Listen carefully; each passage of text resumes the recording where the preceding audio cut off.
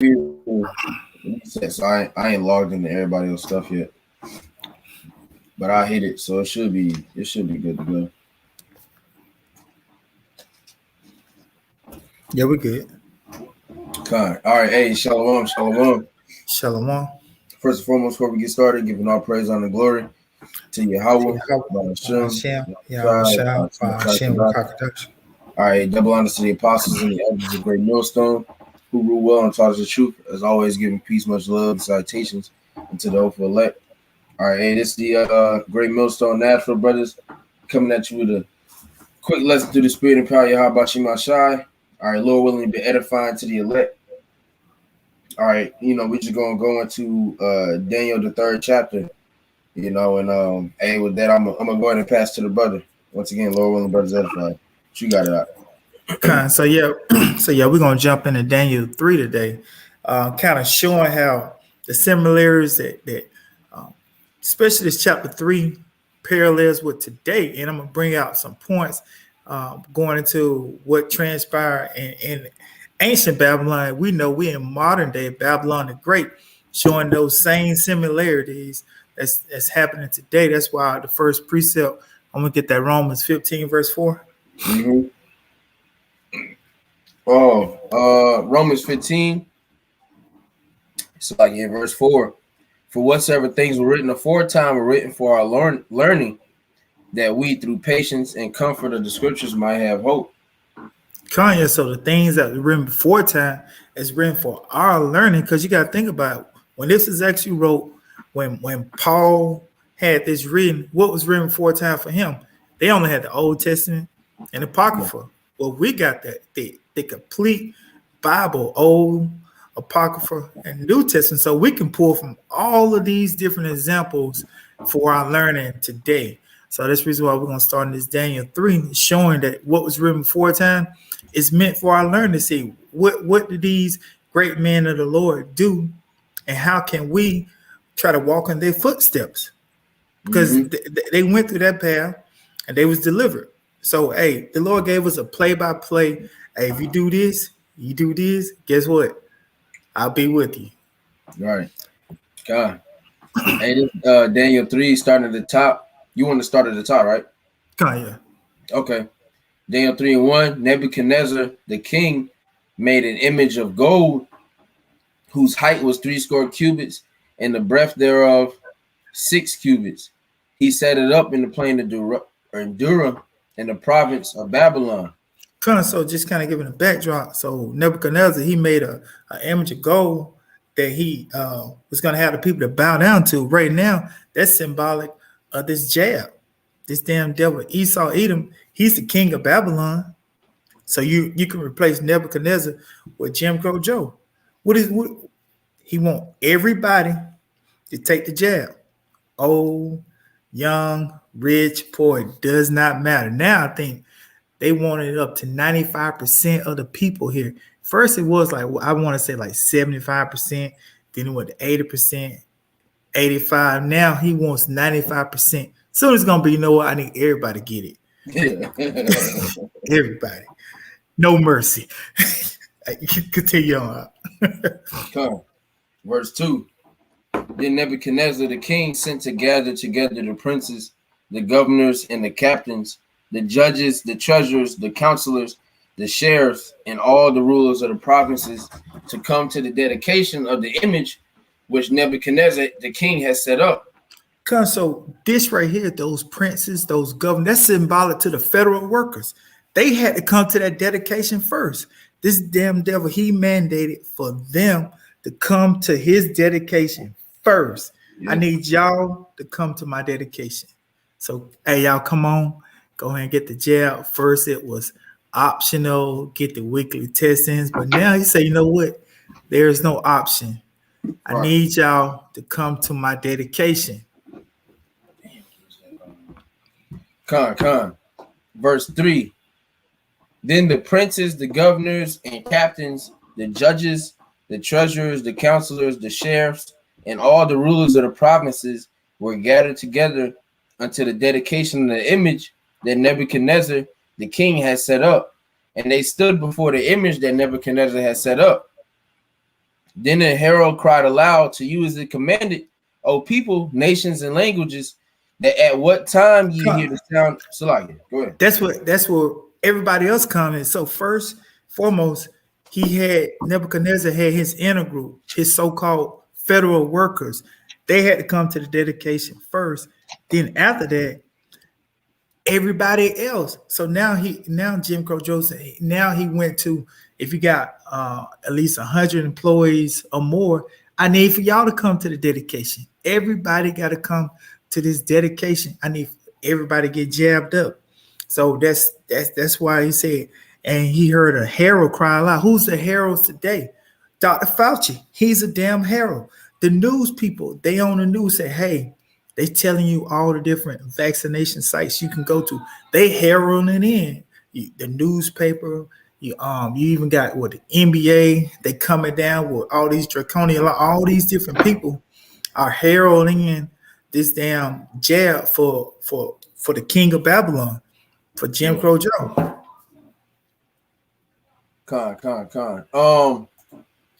Verse. What was on 3? 4. You's on 5 now. Okay, yeah, Salaki. Daniel 3 and 5. That at what time ye hear the sound of the cornet, flute, harp, sackbut, psaltery, dulcimer, and all kinds of music, ye fall down and worship the golden image that Nebuchadnezzar the king has set up. And it's funny because they it's it's a kid show, but the VeggieTales, that little Christian show, but they show that in one of the episodes. But obviously they make it kid friendly and shit. But they literally in that episode they throw 4 men, these same 4 men that we gonna get into. But never mind, I'm gonna keep going. You good? I was thinking about that because I said, like most brothers, I grew up Christian and shit, and so they had us watching them VeggieTales and shit like that. And which they tell you about it, but it's just you don't get that full on understanding until you actually come into this truth. But I'm gonna keep reading verse 6. And whoso falleth not down and worshipeth, Shalaki, and worshipeth, shall the same hour be cast into the midst of a burning fiery furnace. And that's going to affliction. So what's that burning fiery furnace?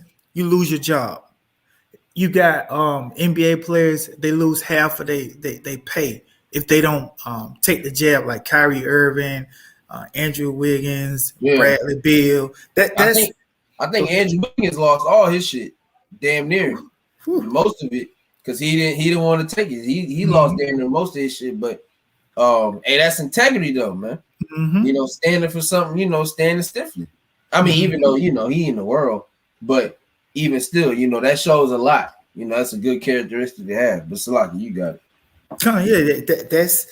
That's his burning fiery furnace. Who knows? The Lord can have it where by him denouncing that, he can have him find a video as the reason why he didn't take it. He could come on. The Lord, while he's sitting home out at that game, he could be on YouTube. He could see an old video of Great Millstone going into breaking down the MOTB. That video was just for him at that point in time. And then the Lord works in mysterious ways because you got to understand, not everybody's gonna be maybe not all the lit is gonna be so-called poor.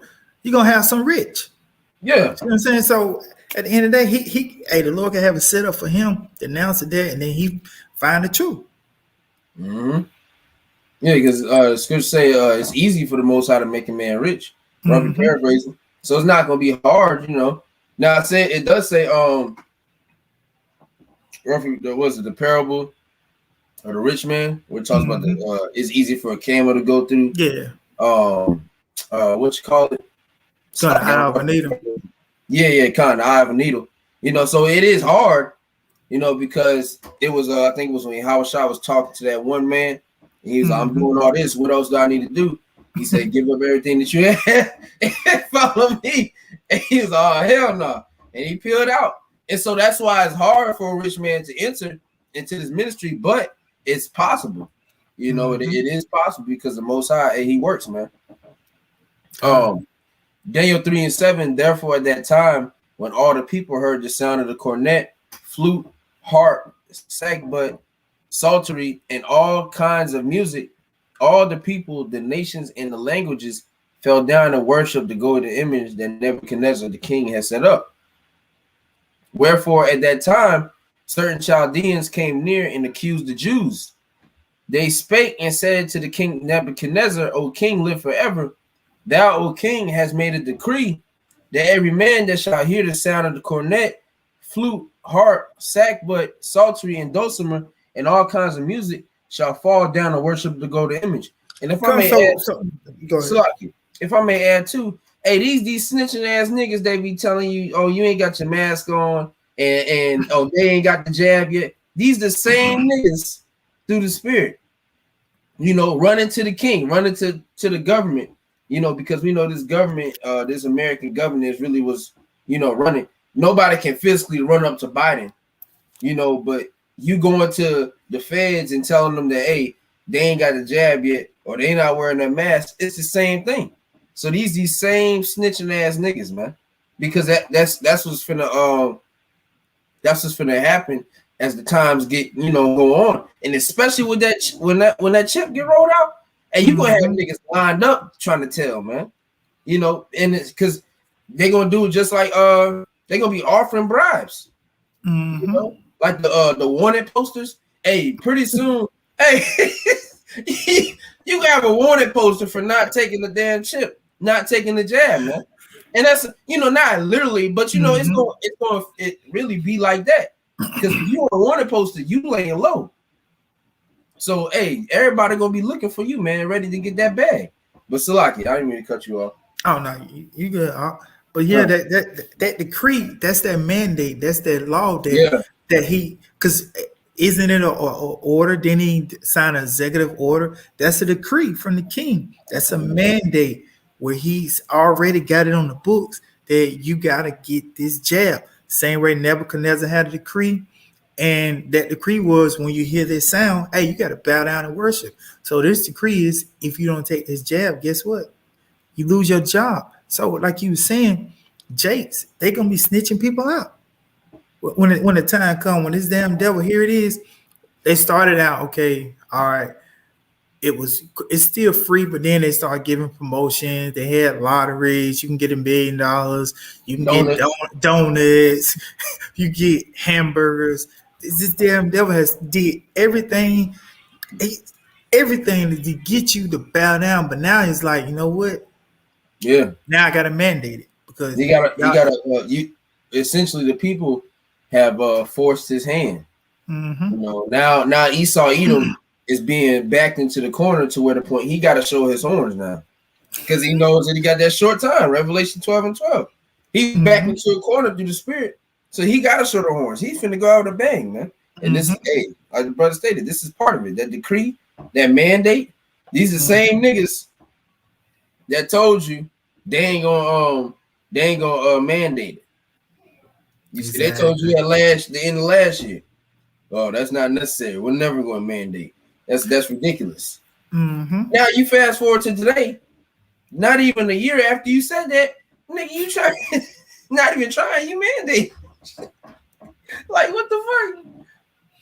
Exactly. Oh man, you got it. Verse, we're gonna get 11 through 13. Okay. Daniel 3 and 11, and whoso falleth not down to worshipeth, that he should be cast into the midst of a burning fiery furnace. There are certain Jews whom thou hast set over the affairs of the province of Babylon, Shadrach, Meshach, and Abednego. These men, O king, have not regarded thee. They serve not thy gods, nor worship the golden image which thou hast set up. So that's symbolic of the elect of the nation of Israel, because the Lord ain't gonna have the elect taking his jab. See what I'm saying? So the king was like, "Whoa, what do you mean y'all not taking the jab? Don't you see everybody else they took it? So what's wrong with you? I mean, this is good for you. This can save your life." That's what he's pushing. That hey, you don't have to worry about, if you do get it, you won't be as sick. But people still dying from it that got it. So what are you talking about? I won't be as sick. Like, What are you saying? This has a, I want to say 98 or 99% survival rate. So those who's dying from it, a lot of them, they have compromised immune systems already. And then, hey, ultimately, the Lord want to take them off the earth. So it doesn't matter how many jabs you put up in you. When the Lord calls that spirit, you can have 20 jabs in you. Hey, that spirit got to leave that body. So, so this damn devil, he's selling wolf tickets. You know, but hey, that's the damn devil for you, man. Hey, for real, goddamn it. For real.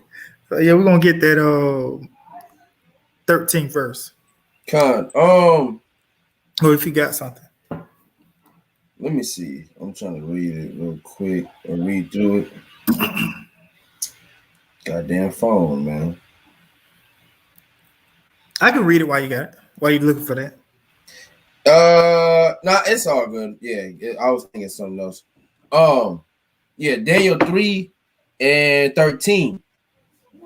Then Nebuchadnezzar, in his rage and fury, commanded to bring Shadrach, Meshach, and Abednego. Then they brought these men before the king. So I think the one where he he was in fury. So yeah, that's symbolic of Jim Crow Joe about what 3-4 weeks ago. What did he say? His patience is wearing thin. Right. He said our patience. So it's like not just his, but the elites, their patience is wearing thin. That these niggas are inferior. Like, yo, we gotta get these Israelites to take this jab. If we're trying to get the birthright back, I need for you guys to take it. Like, you don't understand. I need for y'all to get jabbed up. I mean, we gave we gave y'all niggas money. We giving you free strip dances in Los Angeles. Like what more? I mean, you got your NBA back on. We gave you your football. Why won't you comply? We need for you to bow down and take this jab. That's exactly what Esau needs, and that's the pride of thine heart that deceived thee. Mm-hmm. When the scripture speaks on that, because he thinks he has a chance of getting that, achieving that birthright back. Mm-hmm. Nigga, all these things that you're doing is fulfilling biblical prophecy, and it's furthering your destruction. You see, if Esau was smart, well, I couldn't even say he would slow down because it would still happen either way. If the nigga was smart, man, he would have honestly just not did shit all them damn years. Just being honest. You wouldn't have sold your birthright if you had common sense in you. But hey, man, he sold. You gotta deal with that, man. And I think these niggas now, they're ready to roll out their major plan. Esau's ready to roll with this whole new world order and go ahead and get shit established because he's still trying to pull a fast one on Yahweh Shema Shai. Mm-hmm. Yeah, I had if you want to read more, I pretty much got everything I want to get. I got this Proverbs 4 verse 18. Mm-hmm. But the path of the just is as the shining light that shineth more and more until that perfect day. So the path for the just, the elect of the nation of Israel, that our path, Lord willing, I'm of the hopeful elect, it's shining brighter and brighter. It's getting clearer and clearer each day. That perfect day is actually going to Yahweh when Yahweh shall come back. So each day, the closer we get to the Lord come back, our path should be getting brighter and brighter. So you should know you shouldn't take the jab.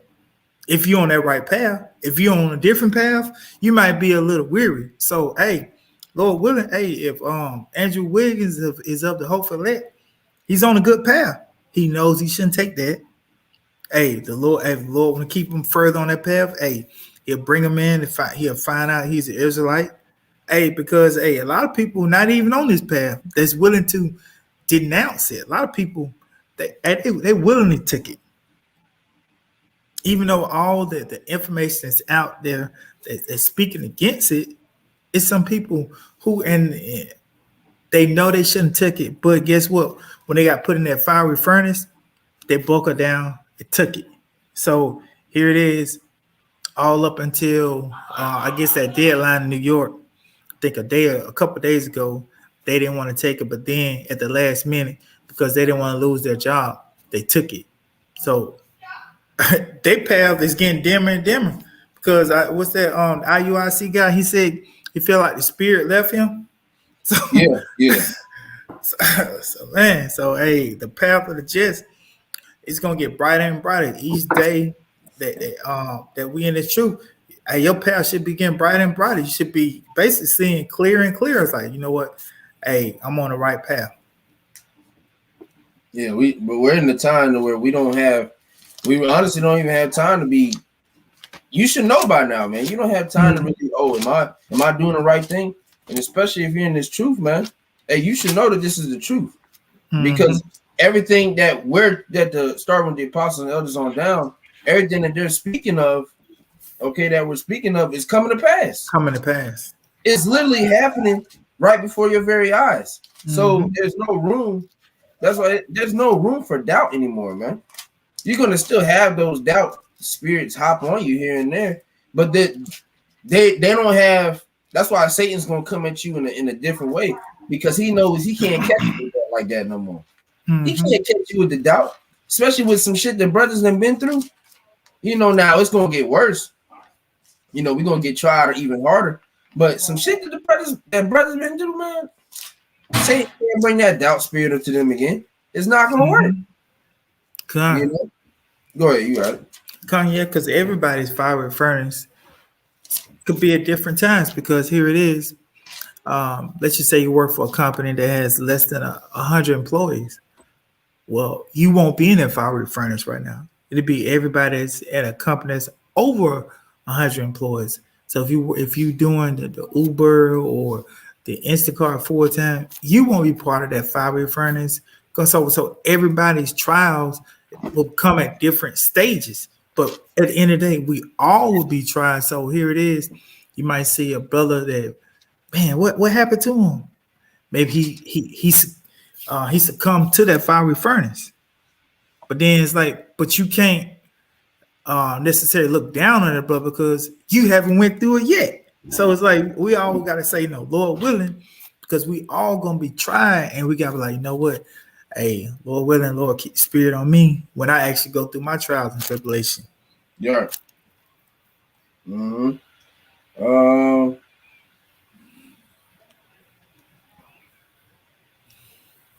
Yeah. I was trying to see if I'm gonna get this or not. Did you have anything else? You can go ahead and get it. All right, because I was gonna get maybe like one or two in the prayer of Azariah or the song of the three children, because going through with this. Yeah, go ahead. And this is really, because when you go further down the Daniel the 3rd chapter, they go into like verse 17. They go into, hey, the Most High is going to deliver us. We're not concerned about this, realistically. And that's the spirit that we're going to have to don as hopeful members of the elect. All right, we're going to have to put on that spirit of, hey, the Most High is going to deliver us out of this no matter, no matter what. Hey, if you want to, you can read that. Okay. I think 17 and... Yeah, I'll start at 16. Okay. So Nebuchadnezzar going in and then I tell you to do, so verse 16 or it's like Daniel 3:16. Shadrach, Meshach, and Abednego answered and said to the king, O Nebuchadnezzar, we are not careful to answer thee in this matter. If it be so, our power, whom we serve, is able to deliver us from the burning fiery furnace, and he would deliver us out of thine hand, O king. But if not, be it known unto thee, O king, that we will not serve thy powers, no thy gods, nor worship the golden image which thou hast set up. And so they got the mindset of, hey, whether we get delivered or not, we not finna bow down to you, bro, or to these images. And that's what that's the spirit that the elect has done, or will have to done in the up and coming times. Okay. So this is the prayer of Azariah. I had a quick precept for that. Go ahead. Revelation 12 and 11. And they overcame him by the blood of the Lamb and by the word of their testimony, and they loved not their lives unto death. So, hey, the reason why they said it, because they loved not their lives unto death, whether the Lord deliver them or not. Hey, they still believe in the Lord. Right.